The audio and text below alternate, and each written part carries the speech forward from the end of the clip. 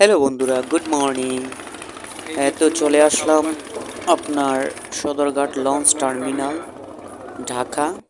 এখানে রাজধানী থেকে অনেক নৌযান চলাচল করে, বড় বড় লঞ্চ দেখতেই পাচ্ছেন। কালীগঞ্জ, ইলশা, পদ্মা, এটা হচ্ছে বুড়িগঙ্গা নদী। বুড়িগঙ্গা নদী থেকে বিভিন্ন নদ নদী হয়ে পদ্মা নদীর ওই পারে যত শহরগুলো আছে কানেক্টিং আছে। হ্যালো এভরিওয়ান, এটা হচ্ছে বাংলাদেশ ঢাকা রাজধানীর সদরঘাট লঞ্চ টার্মিনাল। এই যে এটা হচ্ছে বুড়িগঙ্গা নদী, খুব নোংরা। বাংলাদেশের প্রত্যেকটা নদীর মাঝে বুড়িগঙ্গা নদী খুব নোংরা। ঢাকা, চাঁদপুর, ইলশা, তারপর ভোলা, ওইসব অঞ্চলে আরও অঞ্চল আছে। আমি যদিও লঞ্চে কখনো যাত্রা করিনি, শুধু দেখতে আসলাম। দেখতেই পাচ্ছেন কত মানুষের ভিড়, কত মানুষের ভিড়। সকাল 8টা বাজে, কিন্তু এত মানুষের ভিড় দেখতেই পাচ্ছেন। এখন আমরা হাঁটতে হাঁটতে সম্পূর্ণ লঞ্চ জেটি ঘাট অর্থাৎ টার্মিনাল সম্পূর্ণটা আমরা ঘুরে দেখব। এখানে কতটি লঞ্চ আছে আপনারা দেখতেই পাচ্ছেন। এখানে 3 তলা থেকে 4 তলা পর্যন্ত লঞ্চগুলো আছে।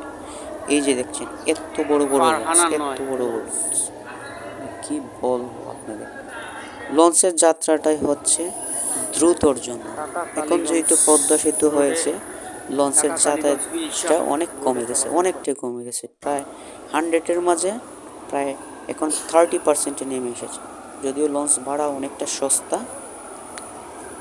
কিন্তু একটা সময় আজ থেকে 2 বছর আগে একটা সময় ছিল যে লঞ্চ ছাড়া উত্তর অঞ্চলের জেলাগুলির সাথে কোনো ধরনের কানেক্টিং ছিল না।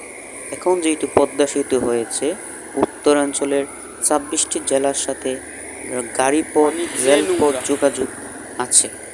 দেখতেই পাচ্ছেন এখানে লঞ্চের সংখ্যা মোটামুটি আছে ভালোই। যেহেতু সকাল 8টা বাজে, তারপর মানুষের অনাগানা অবস্থান। দেখেন বন্ধুরা, পানিটা, নদীর পানি এতটা কালো, এতটা বাজে পানি, কি বলবো, কি দুর্গন্ধ। আপনাদেরকে বলে বোঝাতে পারবো না। আপনারা যদি কখনো আসেন তাহলে এই ফিলটা নিতে পারবেন। এই যে দেখতে পাচ্ছেন এখানে 2টি লঞ্চ আছে। এটা ঢাকা দেউলা লঞ্চ। অনেক লঞ্চ আছে, তবে আগের চেয়ে কম, আগের চেয়ে অনেকটাই কম। আমরা এখন টার্মিনাল জুড়ে ঘুরছি, ঘুরে ঘুরে দেখছি। যারা নির্মমিত অথবা লঞ্চে ট্রাভেল করতে ভালোবাসে এখনও লঞ্চ যাত্রা করে।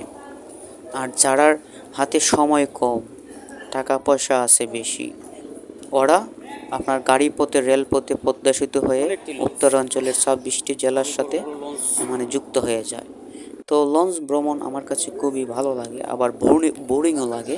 কারণ হচ্ছে লঞ্চে দীর্ঘ সময় লাগে। আপনার গাড়িতে যে জায়গা 2 থেকে 2.5 ঘন্টা লাগে, ওই জায়গাতে লঞ্চে 7 থেকে 8 ঘন্টা সময় লাগবে। দেখতেই পাচ্ছেন এখন আমরা চলে যাচ্ছি এই যে লঞ্চ টার্মিনালের এক্সিট গেট দিয়ে এখন আমরা বের হয়ে যাব। এই যে এক্সিট গেট, আমরা 10 টাকা দিয়ে এখানে ঢুকছিলাম। টার্মিনালে 10 টাকা দিয়ে ঢুকছি। এখন দেখতে পাচ্ছেন সদরঘাটের এরিয়া।